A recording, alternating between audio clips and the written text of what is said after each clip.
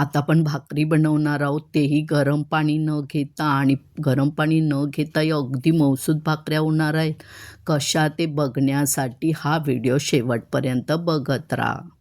1 cup ज्वारीचं पीठ घेतलेलं आहे. मी पाव चमच्यापेक्षा पण कमी मीठ घेणार आहे. तुम्हाला आवडत नसेल तर नाही घातलात तरी चालेल. मला इथे अर्धा कप पाणी लागलेलं आहे. थोडं पाणी घेऊन पीठ छानपैकी मळून घ्यायचं आहे. मी मंगळवार आणि शुक्रवार व्हिडिओ अपलोड करते, तर ते बघण्यासाठी फेसबुक आणि इंस्टावर असाल तर फॉलो करा, यूट्यूबवर असाल तर सबस्क्राईब करा आणि पुढे जे बेल आयकॉन दिसते त्यावर क्लिक करा. म्हणजे जेव्हा मी व्हिडिओ अपलोड करेन तेव्हा तुम्हाला नोटिफिकेशन मिळत जाईल. आता पीठ मळून झालेलं आहे. हाताच्या पंजाचा जो मागची साईड आहे ना, ती पिठावर अशी दाबून पीठ पुढे घ्यायचं.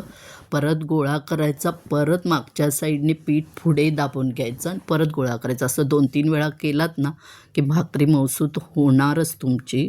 आता सुकं पीठ घ्यायचं आहे आणि भाकऱ्या करून घेऊया. तुम्हाला कशी भाकरी करायच्या त्या प्रकारे तुम्ही गोळा घेऊ शकता.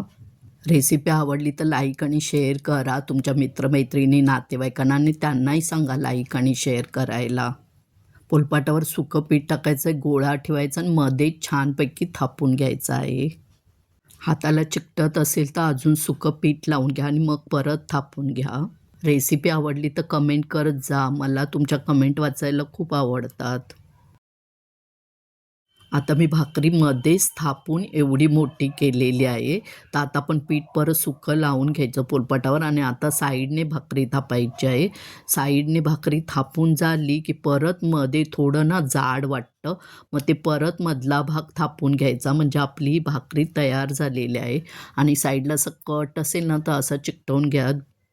भाकरी आता तयार झालेली आहे. जो वरचा भाग आहे तो खाली तव्यावर ठेवायचा आहे आणि जो पिठाचा भाग होता ना तो वरच्या बाजूला करायचा आहे. त्याच्या अगोदर तवा छान तापून घ्यायचा, नंतरच भाकरी टाकायची आहे. त्याच्यानंतर आपण ना आता थोडंसं पाणी लावून घ्यायचं आहे. पूर्ण भाकरीला पसरवून घ्या, जास्त पाणी लावू नका. तरी पण भाकरी चिकटते आणि खराब होते आणि ओलं असतानाच भाकरी उलटवायची आहे. नाहीतर तुम्ही जर पाणी सुकू दिलात ना तर सगळी भाकरी खराब होऊन जाणार. आता ती पाण्याकडची बाजू आहे ती खाली तव्यावर आहे, ती छानपैकी हे करून घ्यायची, भाजून घ्यायची. आणि मी हे सगळं फास्ट ह्याच्यावरच केलेलं आहे. तर आता ती साईड आपली भाजलेली आहे, बघू शकता. आता आपण उलटवून घेतलेलं आहे आणि कुठे जर समजा वाफ वगैरे जात असेल तर थोडंसं कपड्याने हे करून घ्यायचं. तर आता बघू शकता आपली ती साईड पण छान भाजली गेलेली आहे.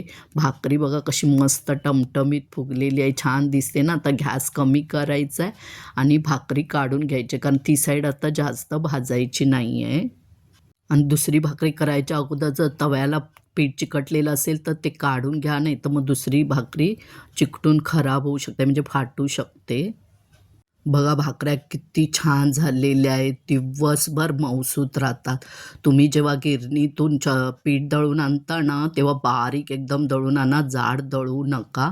आणि पीठ मळल्यानंतर झाकून वगैरे ठेवायचं नाही, लगेच भाकऱ्या करायच्या.